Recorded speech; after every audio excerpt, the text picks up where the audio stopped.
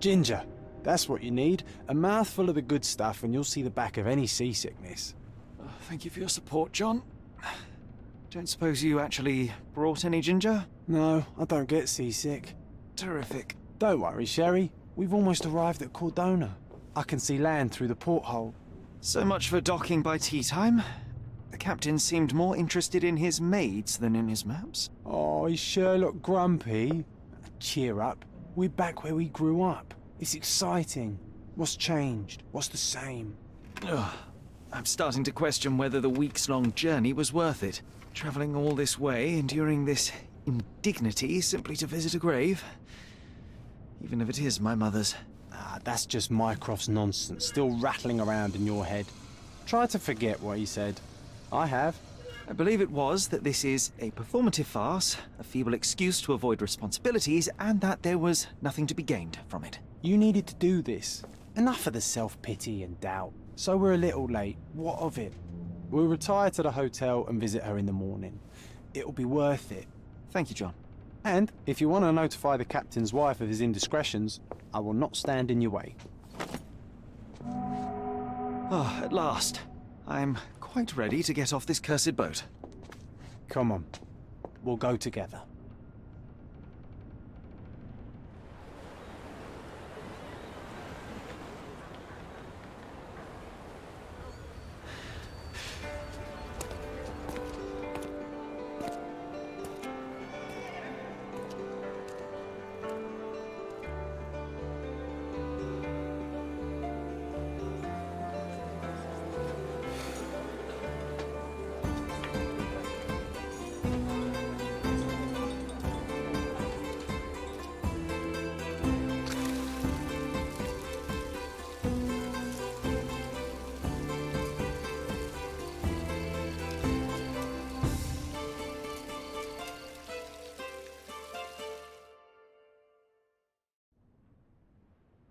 Hey, Sherry, come on, catch up.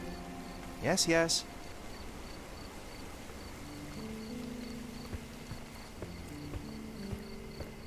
Sherlock, don't get lost in this huge garden. Follow the sound of my voice.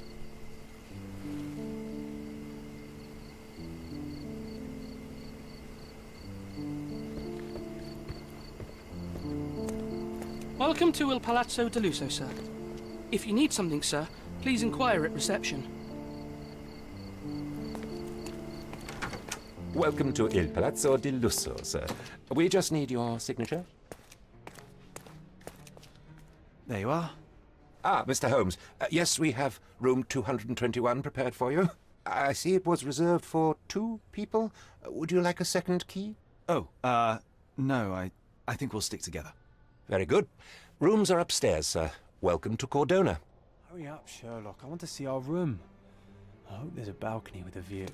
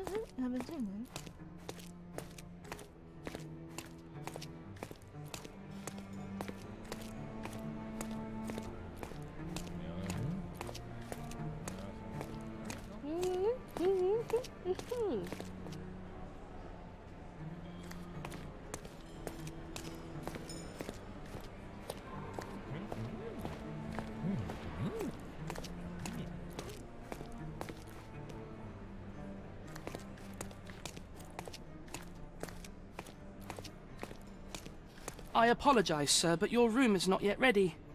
Perhaps, in the meantime, you would like to relax in the foyer? Tonight, the restaurant is offering a complimentary marlin ceviche to all our guests. Let's check what they have on offer.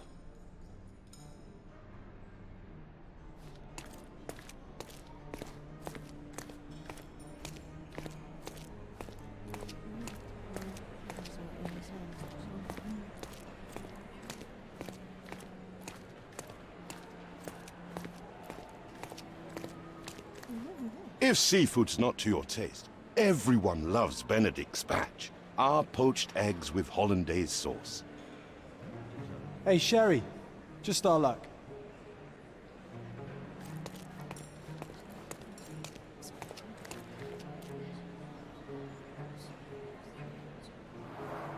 A medium, John. Haven't we been through this already? Come on, it's not like we've got anything better to do.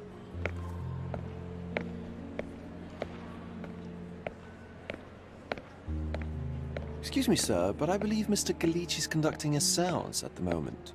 Perhaps you'd care to have your portrait drawn while you wait? Why? Pardon me?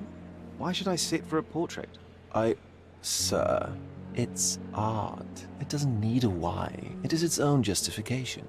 All things require justification, be they objects, systems, or beliefs. How about art as the lens through which we see the truth of the world? That's backward. Truth is not subjective and not complicated. It's just the truth. It either is or it isn't. You do not need a lens to see it, just an open mind. Ha! That seems rather close-minded. Truth, like beauty, is in the eye of the beholder. So tell me, what do you see? Mediocrity.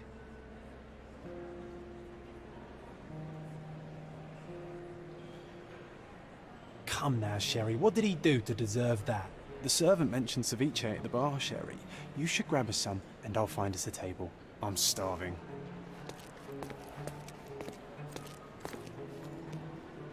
Okay, time to check if John found us a nice table for the evening. If seafood's not to your taste, everyone loves Benedict's batch. Our poached eggs with hollandaise sauce.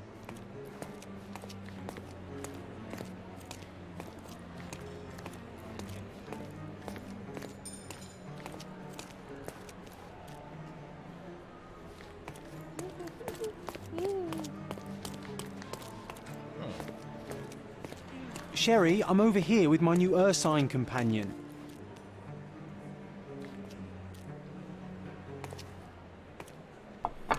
Cordona's even quieter than I remembered. It's going to be a long evening. Ah, come now, Sherry. What say we amuse ourselves with a little game? What were you thinking? Oh, promise me it isn't nonsense. After being cooped up on that boat, I am itching for activity. No. As you can see, someone left a cane on our table. I simply thought you could identify its owner. Ah, so it is nonsense. It'll take me a minute, John, at most. Well then, you can deliver it to him as well. Deliver it to him? Then what are the staff here for? Aesthetics? Stubborn, Sherry, too stubborn. You wanted something to do. Slapping oneself in the face is also something to do. That doesn't make it worthwhile. But all right, let me take a look.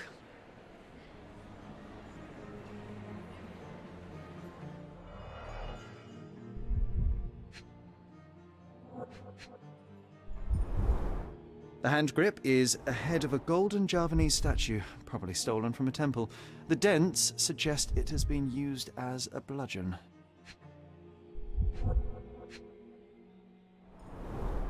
A crest depicting a bulb of garlic in a meadow, perhaps the Fielding family or Meadows, or Craven, from the Old English name meaning garlic place.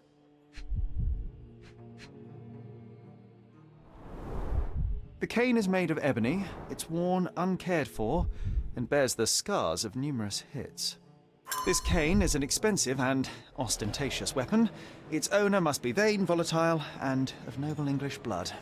Take it with you, Sherry. Let's return it to its owner. All right, I hope you noted down your observations in your casebook. But how are you going to find this nobleman? The cane itself is not enough. I may have to ask other guests if they saw who was here.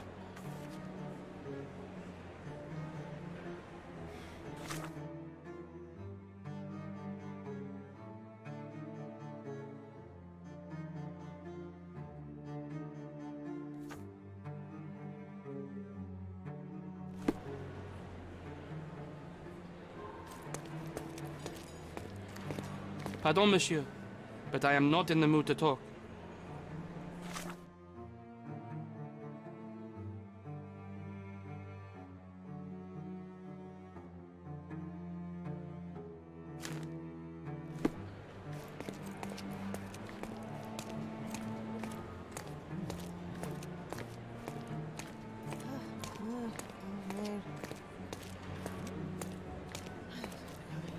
Do you know anything about this? Apologies, sir, but I've never heard of it.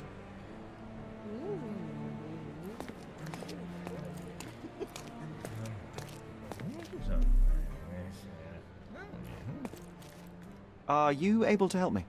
I can't help you, friend. Time to check your who, what, and what, Sherry. Who are you asking? About what? And dressed as what?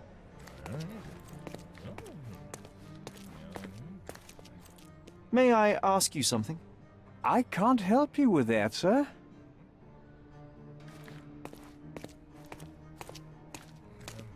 Someone left their cane at my table. I suspect he will want it back. My apologies, sir, but I wouldn't know how to identify its owner. So the simplest option ended in failure. That's irritating. No, what is irritating is you trying to break the rules of my game, Sherry. Don't be so lazy.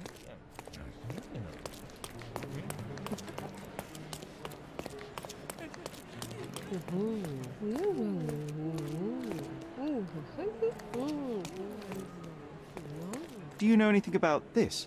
Of course, sir. I'll tell you everything I know.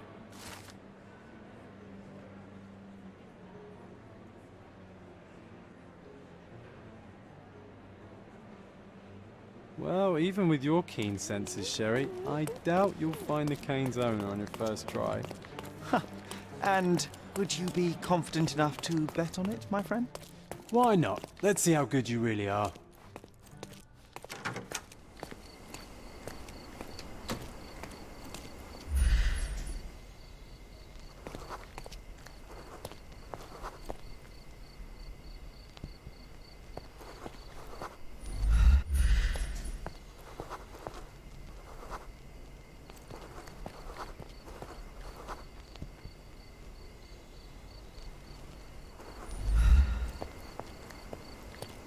Help me, please. My dear fellow, you're talking to the right man.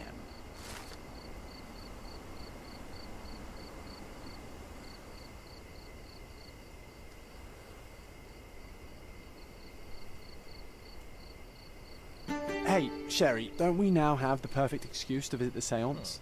I'm just going to give the cane to its owner. You will not persuade me to take part in this show.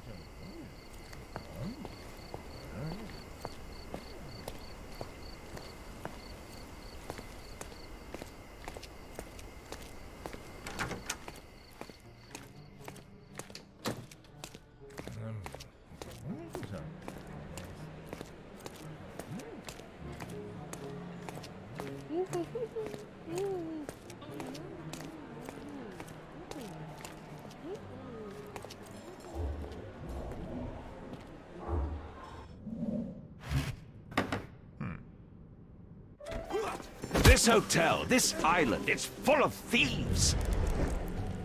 First my cane, now the diamond. Take your hands off me! Do you even know who I am?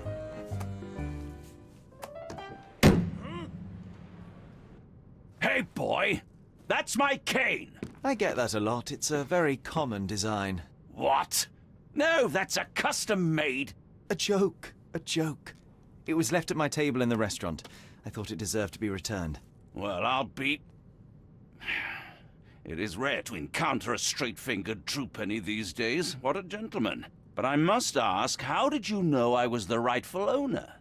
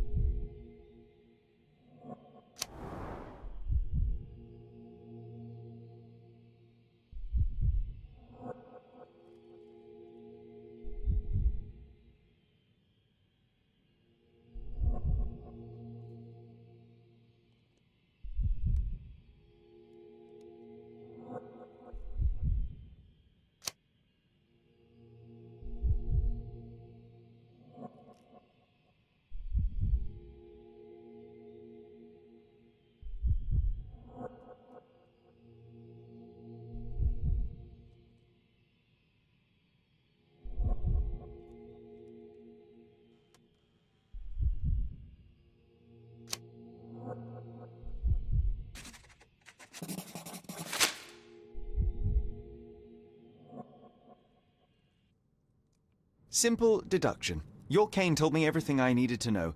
I was after a strong, middle-aged man with a keen interest in adventure, noble blood, and affection for strong drink. And if one were to go further, one may even be able to extrapolate your name from your heraldic symbol, Lord Craven. Marvelous. Simply marvelous. That's me, Lord Andrew Craven. You are the real medium. You hear that, Emma? Well, you found my cane. Perhaps you can locate my diamond, too. Yes, you should do it. It will be child's play for you, Mr. Holmes. And if a child can do it, then I'm sure the local police can suffice. The police? Why bother? I know this harlequin stole it. The only question is, where is it hidden? Fine. Give me my stick and I'll resolve the matter myself. This thief almost confessed after a single punch. I suspect a beating may result in answers of questionable veracity. Fine. I shall spare you and he the trouble if you first answer me this.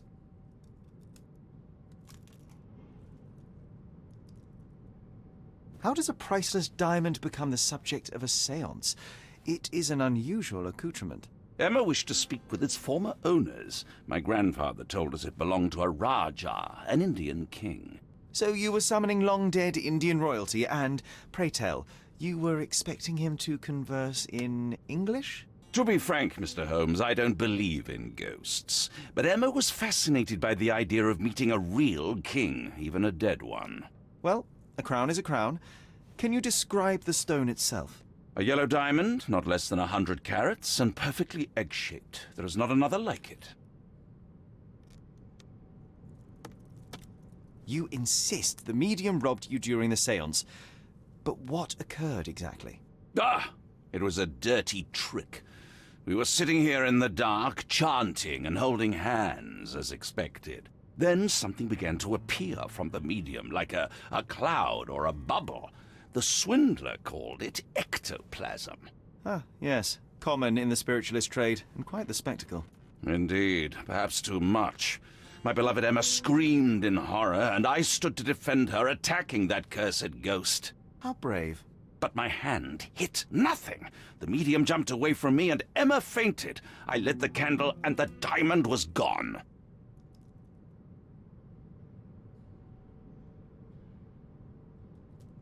Stay here, and don't touch anything. I'm going to investigate further. Don't fret, I'll be keeping a close eye on this thief.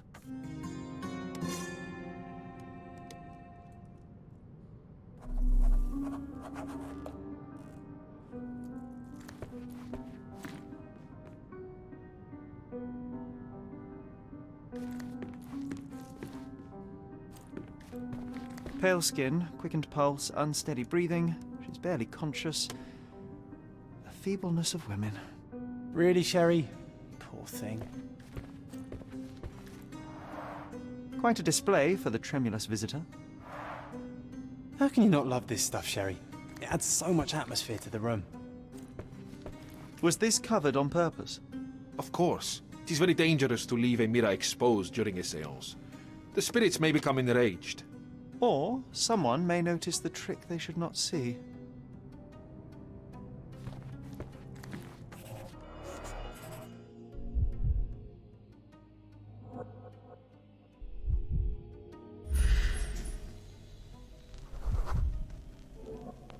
The diamond was placed on the table so that all participants could reach it.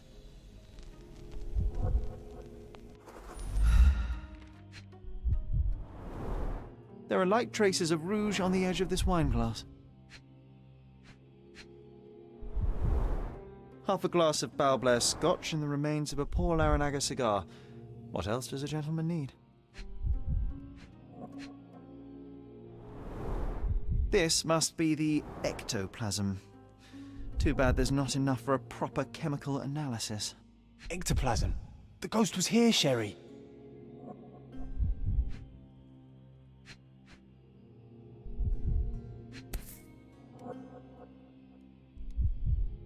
This brooch is old and cheap, but the moth design has its charms.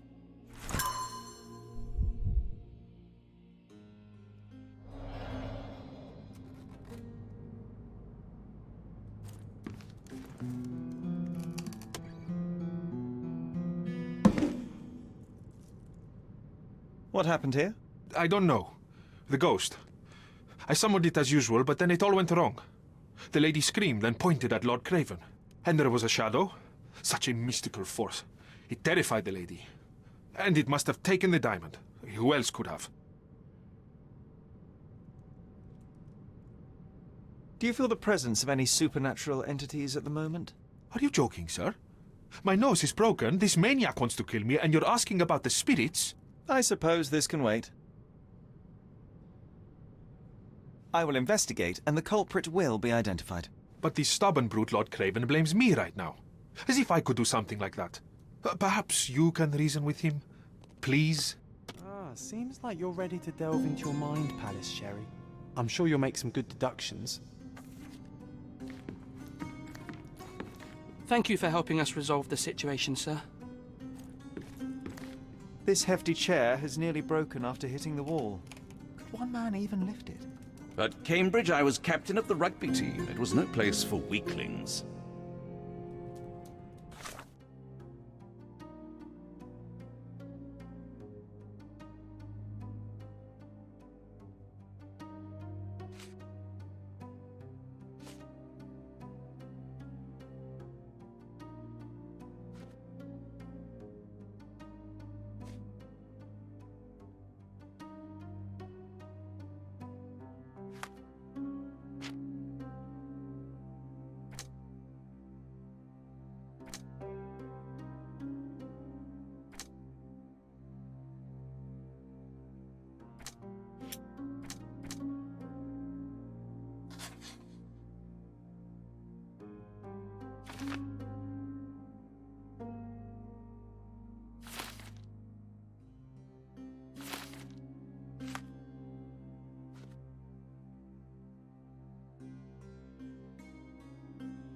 It seems there may have been an unexpected visitor outside the window. I hope it was the ghost of the Raja.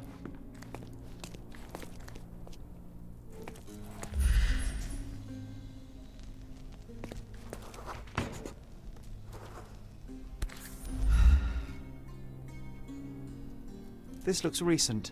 A shoe with a broken heel will surely leave scratches. All right, John. Do you think a ghost could leave this footprint? I'm reserving judgment. Use your keen eye to follow the trail.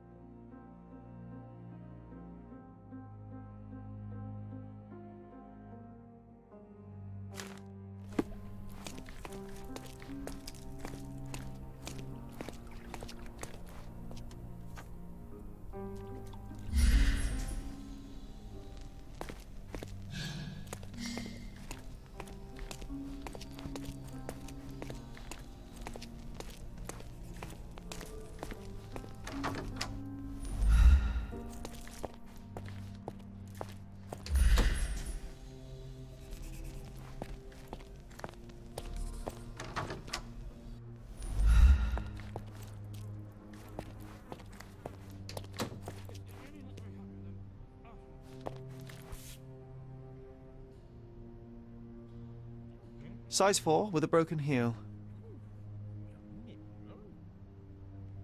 Rose D'Amour. All the maids in the hotel wear this exact shoe.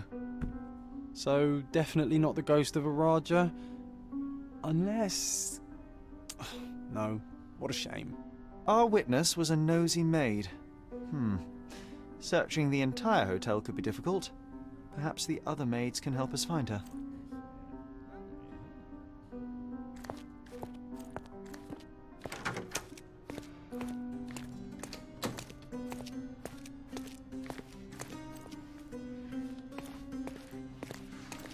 Can I ask you a question? Oh, yes. I can tell you everything, sir.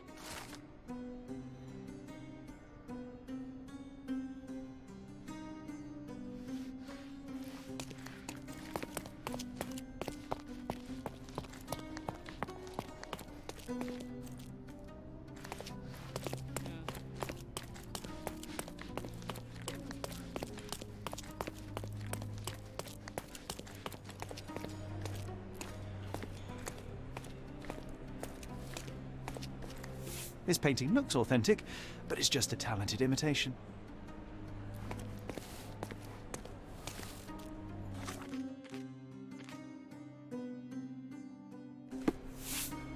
Finally, there you are. One would think a maid would be easy to find in this place. I'm sorry, sir. Do you need more towels? No, no. You are the maid who saw the ghost in the seance room, yes? How did you know? Simple. You changed shoes after breaking a heel while fleeing the scene. I'm sorry, sir, but if I may ask, who are you? I'm a novelist documenting the supernatural and those who witness it. Now, should you take a starring role in the tale, I will need your name. Oh my. A book? And you want to include me? I'm Lucia. Lucia Saletta. Something went wrong during the seance, Lucia, but no one will tell me what happened. You would be a valuable interview if you were there. I was. And I saw everything with my own eyes. Describe what happened during the seance. A lady and two gentlemen were sitting at a table, touching their hands to something. The medium started to whisper and chant, and a ghost appeared. A ghost? You're confident? It was unearthly, sir. It grew from the medium's chest. A glowing cloud or a bubble. I pressed closer against the window to see better. And the lady saw you? How did you... Yes! She screamed and pointed, so I hurried to escape, and I broke my heel. But I did see the ghost. A sickly, evil thing. And that's all you can tell me? Did you see any of what happened next? The medium, Mr. Galici, he was doing something with the ghost. He grabbed at it like he was trying to catch it. And then I ran. I suppose I should be grateful you endured these horrors for such a long time. All right, I have your account memorized. Good day. You lied to the poor girl, Sherry. What a tease. She'll dream about being a character of that book. Surely a pleasant dream is better than no dream at all, John. Oh, let's get back to the crime scene. I always love seeing you explain simple things to simpletons. With skills like that, this biblical lady could get a job in Scotland Yard. To my best student, may your music always resonate on the deepest strings of our souls. Master Anthony.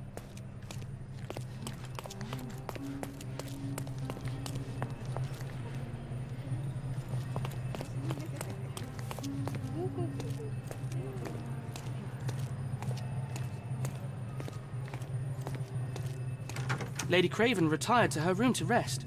Lord Craven remained here until the staff reported that the medium was locked in his room. Oh, I love the ambience. Nice and creepy.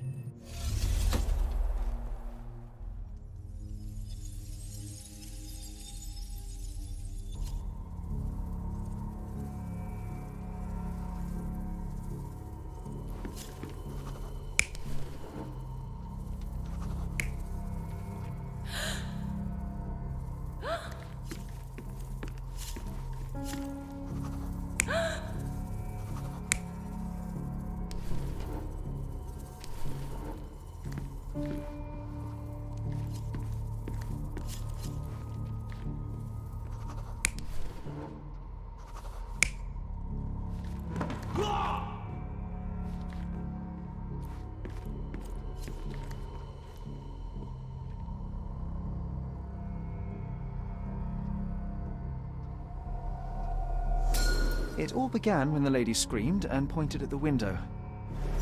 Lord Craven jumped up, ready to face anything, ghost or human. The medium shrank back in dismay. He was not expecting such a reaction and had to quickly hide the ghost. The lady was the only one left touching the diamond, at least until she fainted. Amazing. It's like you saw it with your own eyes, sir. Oh, I forgot that you were here. I guess I should discuss all of this with Lady Craven. The Cravens are upstairs in room 226. It is one of our finest suites. If the lady was touching a diamond, then she would have felt the ghost take it. What do you think it felt like, Sherry? A jellyfish?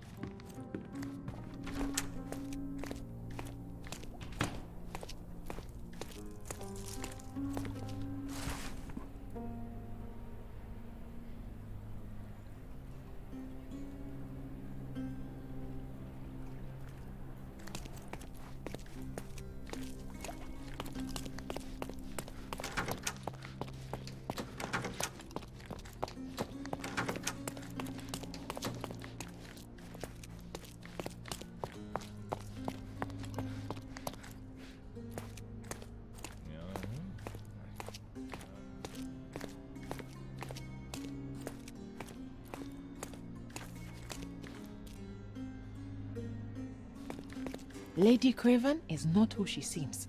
Remember her behavior in the hall?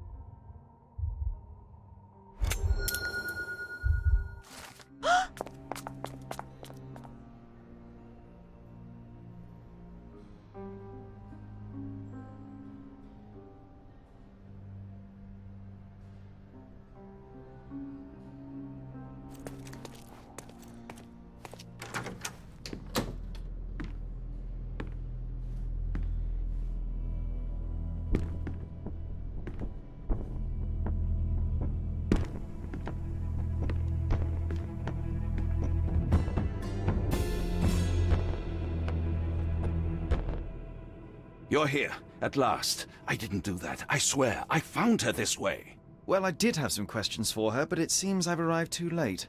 Now it's a matter for the police.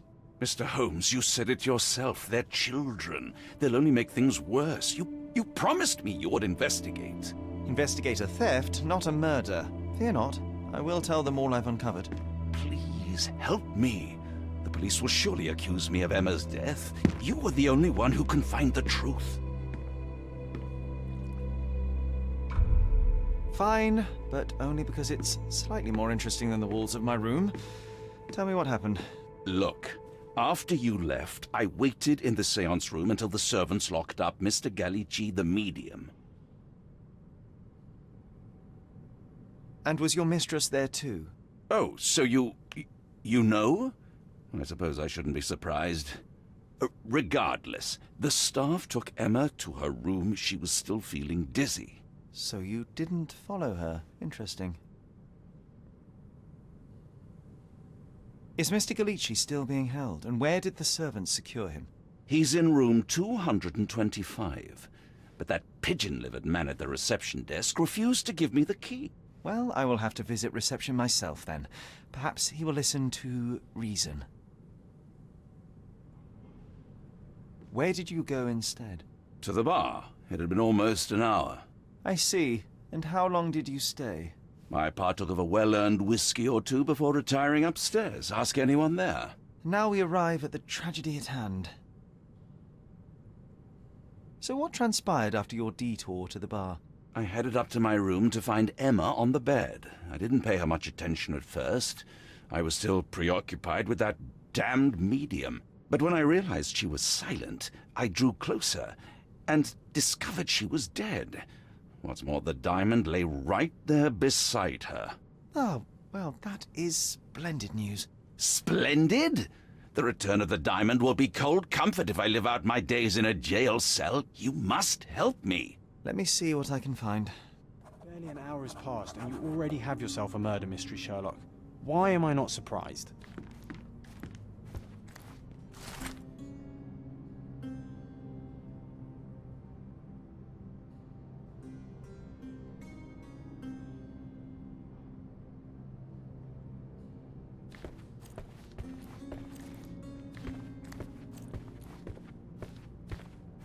Someone was not happy with his post.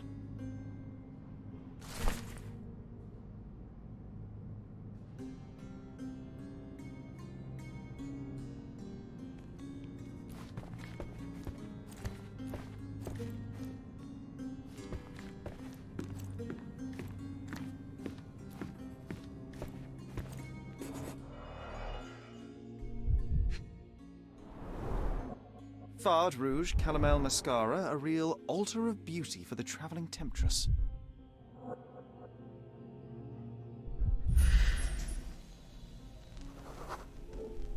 Aha, a neat hiding place. Why would she conceal all of this?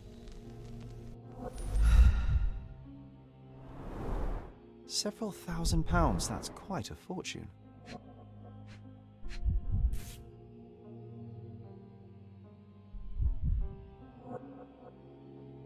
Virtus audacta sapit. Courage tastes bold. A unique family motto.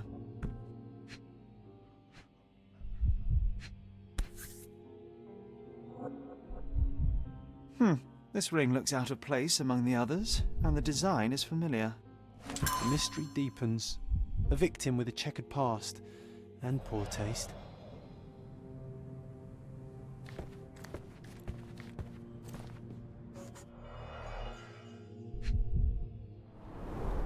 Strangled with bare hands, judging by the bruises.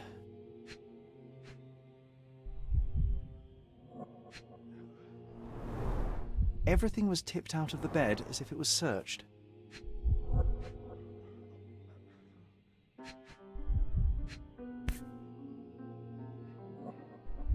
This must be the missing diamond. A tremendous specimen, now forever tainted. Do you think she stole the stone? It's certainly possible, but we won't get her confession now. Well, there is a professional medium right next door.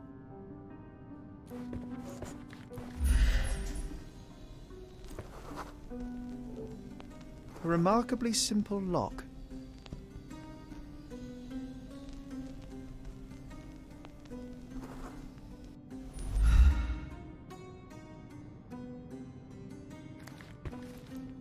So young and so dead. Another mystery to investigate, my friend.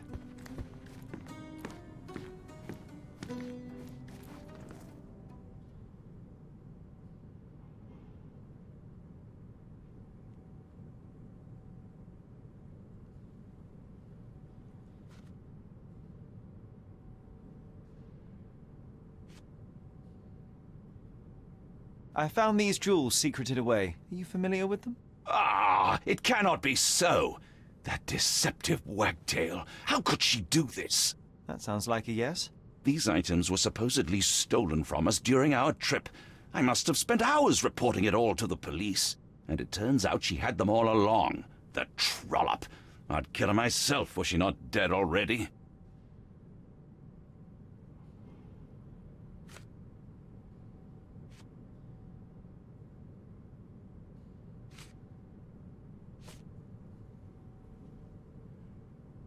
Do you recognize this ring?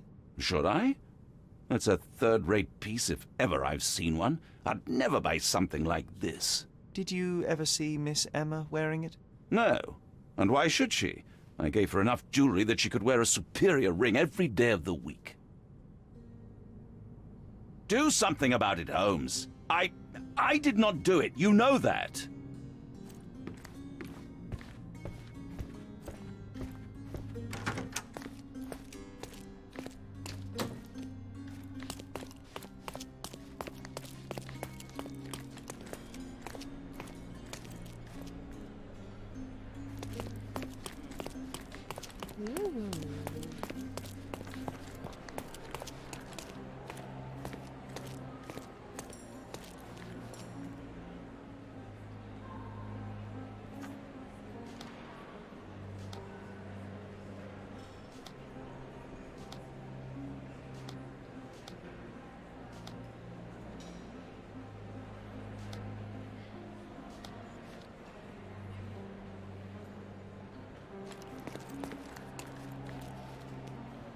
Sorry. Maybe a guest noticed him.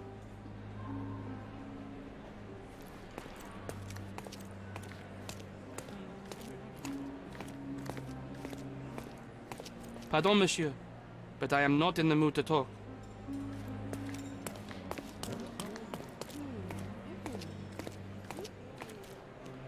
Can I ask you a question? I'll help you, sir. You have my full attention.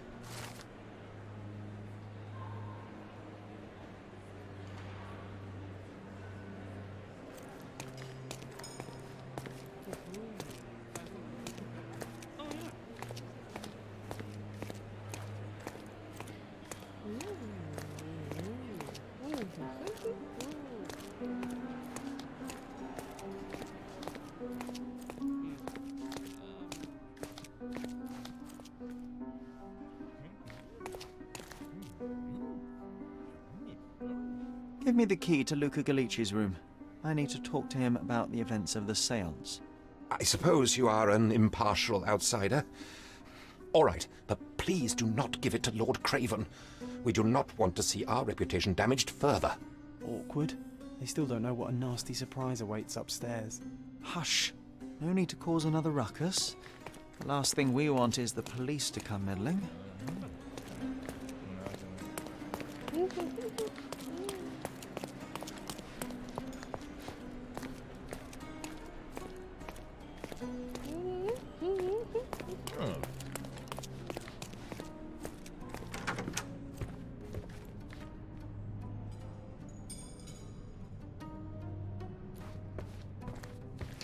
Do you always travel with your books, Mr. Galici?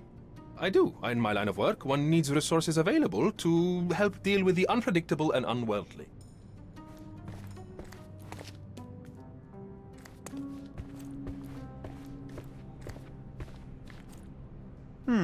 Someone is making the most of his stay.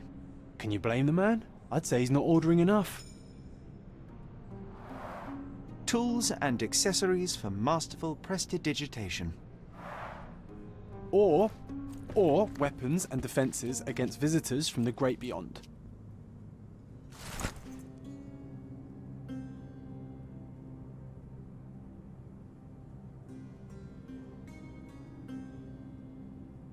A familiar substance. It's the ectoplasm that stained the seance table, but this time there's enough for analysis.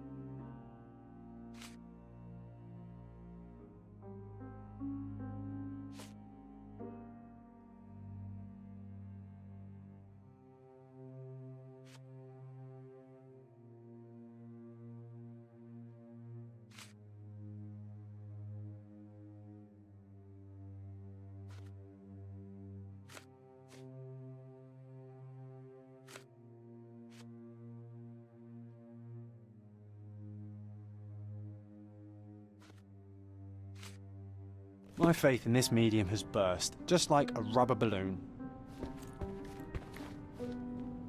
I'm afraid I can wait no longer to hear your account of the seance, Mr. Galici. So please, tell me what you saw.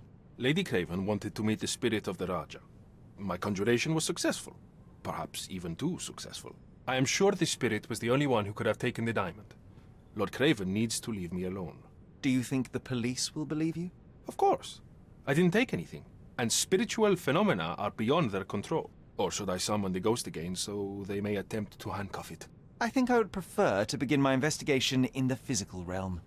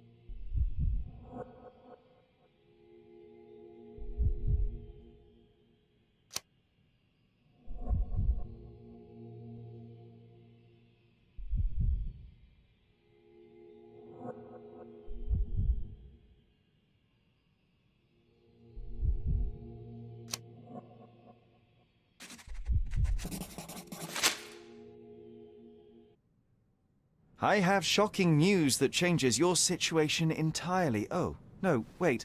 What am I thinking? The spirits will have told you this already. I'm not in the necessary state for summoning. The spirits preferred clarity of mind and soul. Please, tell me. Lady Craven died in the very next room while you were in here. Did you not hear anything? What? How? In fact, I did hear noises. That Craven is a very loud man, but I never thought he would do that to his wife. Well, you claim to be a medium. Perhaps you could ask her spirit why. What? No, it's too dangerous. Oh well, at least I can make the dead talk. Those scratches on your hands look rather painful. What happened to you? It was those savage servants. They were so rough bringing me here as if I was trying to escape. When I'm free, I'll demand compensation.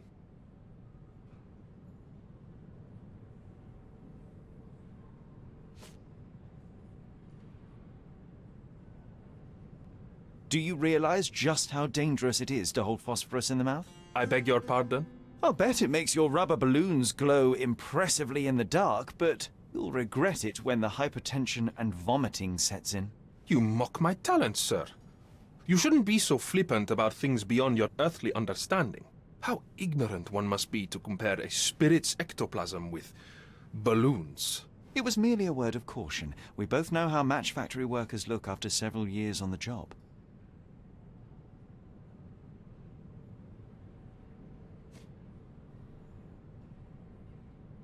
That's a remarkable pin of yours, Mr. Galici. Does it have any meaning? The butterfly? It's a reminder of a time in which I was truly happy. What a coincidence. Lady Craven had a ring with the same design. A coincidence indeed.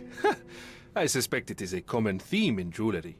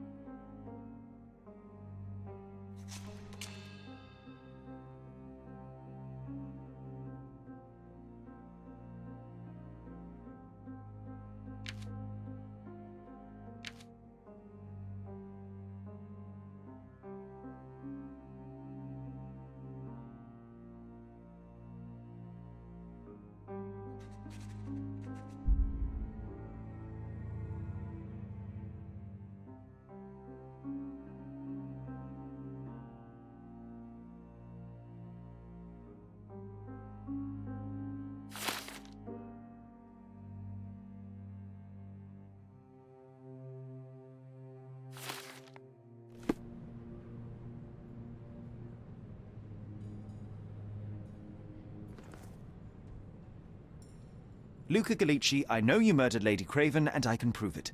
That would be a grand story for the newspapers. But where's your proof? I was locked in here and could not hurt a fly. Your wrists are bloodied, and there's no way a servant's manhandling could cause such an injury. It was Lady Craven as you strangled her. You are fantasizing, Mr. Holmes. As for the motive, it's obvious that you deduced that Lady Craven was the real thief. Of course, it helped that this was not your first encounter with Miss Emma. I don't know what you're talking about. How on earth can you believe this? I think the police will easily find the proof when they browse their archives. Yes, the locked room. Good of you to mention it. I inspected the door between the rooms, and the lock on it is piteous. You could open it with a penknife. So I am now a burglar, as well as a thief and a murderer? It is done, Luca. You will be arrested. Your best strategy now is to confess and hope your reasons were justified. I don't know how you figured it out. But yes, I killed her. I had to. This woman could not get away with ruining my life twice. Twice? I knew Emma before she was a lady. I mean, She pretended to be noble back then too, but only so our gang, the Moths, could steal from those snobs. She betrayed us, stole all our money and disappeared, leaving us to rot in jail. I was young. I spent 3 years in that hell. And tonight, she tried to set you up again. Did she recognize you? She didn't. I came to her afterwards, pleading that she drop this farce, but she laughed in my face. I just remembered my time in the clink, all I suffered while she indulged. And I grabbed her throat.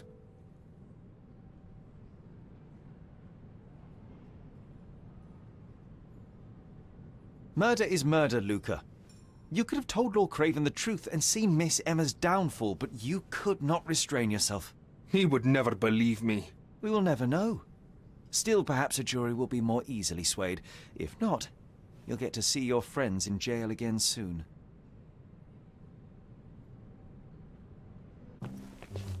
We'll meet again, Holmes. I will get you, in this life or the next. Get your hands off me. He murdered the woman who put him in jail. Should we be worried? Fear not, John. Unlike Miss Emma, I will see him coming.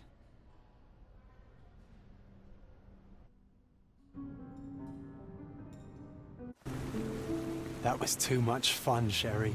I'm buzzing. Buzzing. Wasn't it fun? A woman died, John. I was too slow to the truth, too hesitant to intervene. How can you... Oh, lighten up. Those people made their choices. If you swan about with a diamond in your pocket, that's what happens. Wealth is a weakness. So we must blame those who covet it. With enough money on the line, Sherlock, a man will do just about anything. Even murder. And then we get to solve it. I suspect you perhaps cannot grasp the true horrors of mortality, John. Oi, I am aware of my perilous existence, thank you very much. I must admit, even if the outcome of the adventure was imperfect, there was some pleasure to be had in the puzzle. Well, Cordona seems more depraved and decadent than we thought. I bet you'll get another chance. A bet, you say? A figure of speech. Just a figure of speech. Damn. Well, take one last look at the view, then we must be off.